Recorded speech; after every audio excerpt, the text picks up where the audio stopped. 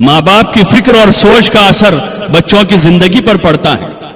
اگر نام میں وہ سوچ ہے کہ کوئی ماڈل کا نام رکھیں, کوئی لیٹسٹ نام رکھیں, تو ماڈلوں کے اور لیٹسٹ کے نام تو ویسے ہی ہے جیسے ان کے کام ہیں.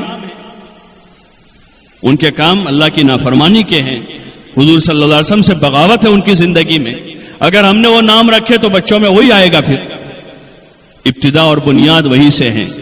ہاں, سوچ بدلی ہوئی ہے. ایک زمانہ تھا ہمارے یہاں کہ ہمارے یہاں عموماً لڑکوں کے ناموں میں اسماعیل, ابراہیم, موسیٰ, یوسف, یعقوب نبیوں کے نام ہوتے تھے, انبیاء کے نام ہوتے تھے. اکثر پرانے نام ابھی بھی وہی ہیں.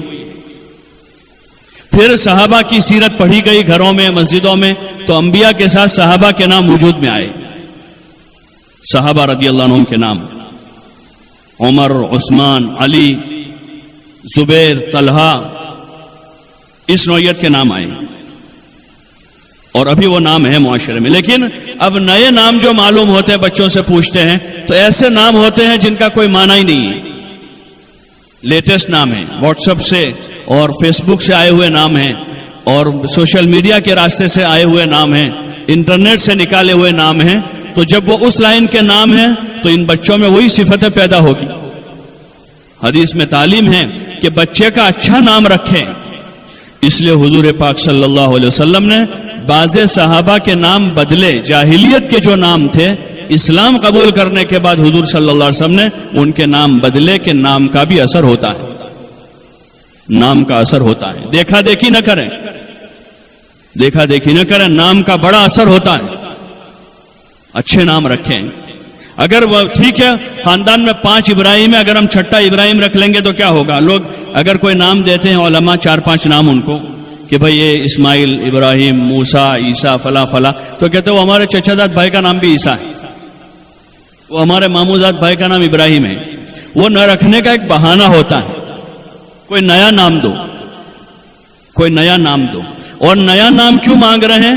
کہ فکر کچھ بدلی ہوئی ہے. بچے کو نیک بنانے کی نیت نہیں ہے, بچے کو دیندار بنانے کی نیت نہیں ہے, بچے کو مسلمان بنانے کی نیت نہیں ہے, کوئی اور نیت ہے. یہیں سے ابتدا ہوتی ہے, یہیں سے شروعات ہو رہی ہماری. اپنے نام اچھے رکھیں. ہاں, اچھے نام رکھیں. لڑکیوں کے بھی نام اچھے نام رکھیں. ازواج مطہرات کے نام ہیں, بنات طیبات کے نام ہیں, صحابیات کے نام ہیں, اور دیگر جو صالحات کے نام ہیں, جو اچھے نام ہیں, جن کا اچھا معنی نکلتا ہے. ایسے نام اپنے بچوں بچیوں کے رکھیں. یہی سے شروعات ہو رہی, یہی سے ابتدا ہو رہی ہے. اور اس سے آگے جاویں تھوڑا سا, پیدائش سے پہلے, کہ جن مراحل سے عورتیں بچیاں گزر رہی ہیں حمل کے ایام میں, حمل کے ایام میں, تو ان ایام میں باوضو رہیں. کلام پاک کی کثرت سے تلاوت کریں.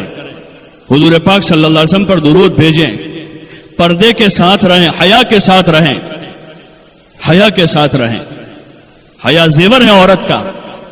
عورت جو ہے سونے چاندی کے زیوروں سے نہیں سجتی ہے, اس سے تو آوارہ دکھتی ہے. زیور پہن کر باہر نکل رہی ہے تو کیا یہ کوئی کمال کی چیز ہے؟ یہ تو آوارہ عورتوں کا طریقہ ہے. یہ تو اللہ کی نافرمان بندیوں کا طریقہ ہے. یہ اللہ کی فرما بردار اور بندیوں کا راستہ نہیں. حیا کے ساتھ رہیں, اپنے گھر میں رہیں, پردے کے ساتھ رہیں, تاکہ پیٹ میں جو بچہ ہے اس پر اچھے اثرات منتقل ہوں.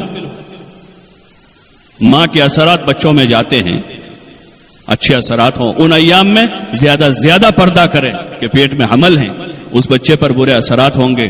سنگیت سننے سے بچیں, زیادہ قرآن پڑھیں, قرآن کی تلاوت کثرت سے کریں, درود شریف پڑھیں, اللہ کا ذکر کریں, گھر کے ماحول میں رہیں.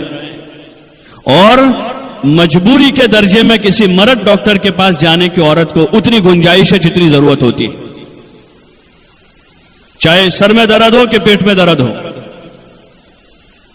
مرد ڈاکٹر کے پاس عورت کو جانے کی شریعت نے اتنی اجازت دی ہے کہ بہت مجبوری ہے, کوئی عورت ڈاکٹر نہیں ہے, کوئی لیڈی ڈاکٹر نہیں ہے, تو مرد کے پاس وہ جا سکتی ہے اور بقدر ضرورت اس سے بات کر سکتی ہے. بقدر ضرورت اپنا جسم کا کوئی حصہ اگر اس کو دکھانے کی ضرورت ہے تو اس کو وہ دکھا سکتی ہے. باقی بلا ضرورت, بلا وجہ مرد اور پھر غیر مسلموں کے پاس ان ایام میں ہماری اتنی سالہ تاریخ میں ہماری قوم کی عورتیں ڈاکٹروں کے پاس نہیں جاتی تھی. اکثر محلوں میں دایاں تھی, انہی کے ذریعے سے ولادت ہو جاتی تھی, انہی کے ذریعے سے ہوتی تھی. مجھے خوب یاد ہے ہماری دادی یہ اس کا کام کرتی تھی, تو سارے جہاں جاتی تھی وہاں اکثر ولادت ہو ہی جاتی تھی, اکثر ہو جاتی تھی. اور ابھی تک اللہ کا فضل ہے کہ ہمارے یہاں گھر میں ہم 10 بھائی بہن ہیں, ہم بھائی بہنوں کے جتنے بچے ہیں تقریباً سارے کو سب کی ولادت گھر میں ہوئی ابھی تک بھی. وہ تو ایک ذہنی مرض ہے, ایک ذہنی بیماری ہے. یہ اللہ پاک نے سارا ایک نظام بنایا ہے. اتنے سارے جانور جنگل میں ہیں جو صدیوں سے نظام چلا رہا ہے. بعض لوگ الٹا فلسفہ سمجھاتے ہیں, اصل میں آج کل یہ ہو گیا ہے, وہ ہو گیا ہے, خوراک اچھی نہیں رہی ہے, یہ نہیں ہوا, وہ نہیں ہوا, اس لیے ضرورت پڑتی ہے, یہ ہوتا ہے. یہ سارا عقلی فلسفہ ہے, باقی اس کی کوئی حقیقت نہیں ہے. آج بھی جنگلوں میں رہنے والے جتنے دیہاتی لوگ ہیں ان کے 95% ولادتیں وہیں ہو جاتی ہیں, ان کے گھروں میں ہو جاتی ہیں. ہاں, ایک کریز بنا ہے بس, اور دیکھا دیکھی ہے کہ اگر نہیں لے جائیں گے تو وہ لڑکی والوں کے ذمہ پہلی ڈلیوری ہوتی ہے, وہ اگر نہیں لے جائیں گے تو وہ لوگ کہیں گے کہ دواخانے نہیں لے گئے اور کچھ ہو گیا. کچھ نہیں ہوگا, وہی ہوگا جو اللہ چاہے گا. دواخانے میں جا کر بھی وہی ہونے والا ہے جو اس سے پہلے ہونے والا ہے. ہاں, کوئی ایسی ایمرجنسی ہو گئی, بالکل مجبوری ہو گئی, وہ پھر مجبوری ہے. باقی خواہ کا یہ رواج نہ بناویں, بلکہ اپنے گھر میں ایسی جو ماہر عورتیں ہیں ان عورتوں سے صلاح مشورہ کر لیں, ان سے صلاح مشورہ کریں. اللہ نے نظام بنایا ہے جو اللہ اپنی قدرت سے ایک ناپاک نطفے کو ماں کے رحم میں ٹھہرا کر ایک بچے کو وجود دے کر 4 مہینے کے بعد اس بچے میں جان پڑ جاتی ہے.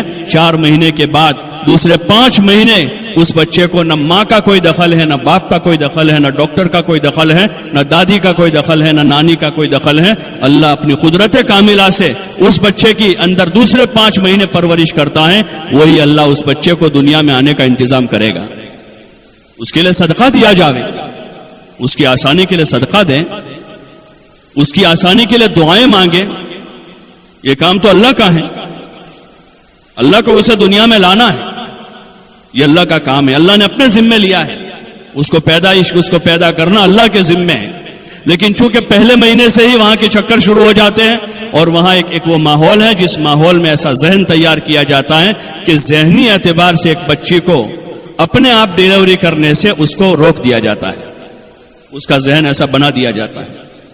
اور یہ میں نہیں کہہ رہا ہوں بلکہ ہمارے مسلمان بعض دیندار ڈاکٹر جو ہائی کوالیفائڈ ہے, بہت زیادہ پڑھے لکھے, وہ یہ کہہ رہے ہیں, جو اس لائن کے ماہرین ہیں, یہیں سے ابتدا ہوتی ہے. ہاں, زیادہ ڈاکٹروں کے پاس جانے سے بچاوے اپنے آپ کو, گھر میں علاج کریں. علاج جو ہے علاج سنت ہے, علاج سنت ہے, سنت کے درجے کا علاج کر لے, باقی دعا مانگے, صدقہ دے. اسی کے پیچھے پڑ گئے کہ ہر مہینہ ہوا پھر سونوگرافی کراویں, پھر مہینہ ہوا پھر سونوگرافی ہو رہی ہے. وہ تو اللہ کا, اس اندر کا نظام تو اللہ نے بنایا ہے. ابھی ہم مکلف ہی نہیں کہ ہم اندر دیکھیں کہ کیا ہو رہا ہے, وہ تو اس کا کام ہے.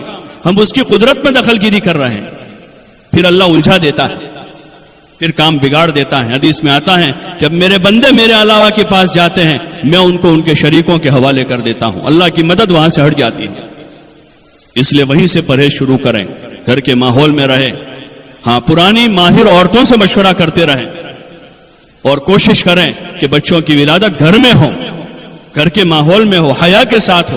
کہ ایک جوان لڑکی 18 سال 20 سال کی وہاں ڈاکٹر کے پاس سامنے اپنی ولادت کروا رہی ہے, نہ ماں باپ کو شرم آ رہی ہے, نہ اس کے شوہر کو شرم آ رہی ہے اس پر کہ جا کر اپنا پورا صدر کھول رہی ڈاکٹر کے سامنے.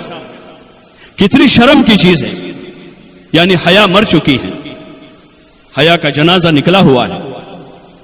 ہاں, بدرجہ مجبوری کوئی ایسا ہزاروں میں کوئی ایک کیس بن گیا جس میں مجبوری ہو گئی. اب ایسا مسلمان کوئی ڈاکٹر تلاش کیا جائے, شہر میں نہیں تو کہیں اور جایا جائے گا, کہ کوئی ایسا معمر, سنجیدہ اور دیندار حیا والا کوئی ایسا ڈاکٹر ہو جو کام اپنی نرسوں سے کروا لے اور ان کی رہبری کر لے. اور اس طرح سے کوئی ہزاروں میں ایک کیس ہو جاوے تو یہ ہو سکتا ہے. باقی شاید اگر ہم اس کو رجوع کریں گے علماء کی طرف تو کوئی اجازت نہیں دے گا اس کی. ایسے نارمل حالات میں کسی مرد کے پاس جانے کی علماء اجازت نہیں دے سکتے.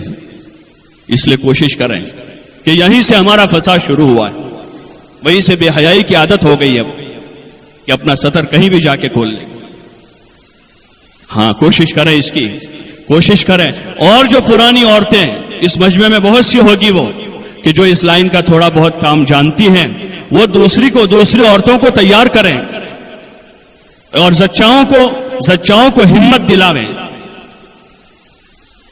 جو حمل والی بچیاں ہیں ان کو ہمت دلاویں تاکہ وہ یہ رخ نہ اختیار کریں، اپنے گھر میں رہیں، ان ایام میں اعمال کی پابندی کریں، ولادت ہو بچوں کا اچھا نام رکھیں، یہ تعلیم ہے۔ بچہ بولنا شروع کریں، سب سے پہلے اللہ کا نام سکھاویں، پیدا ہو جاوے اللہ کا نام اس کے کان میں کہا جاوے، یہ تعلیمات ہے ہمارے مذہب کی۔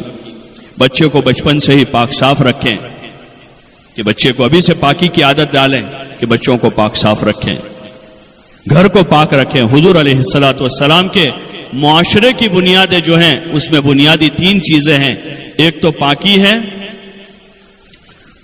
دوسرا حیا ہے، اور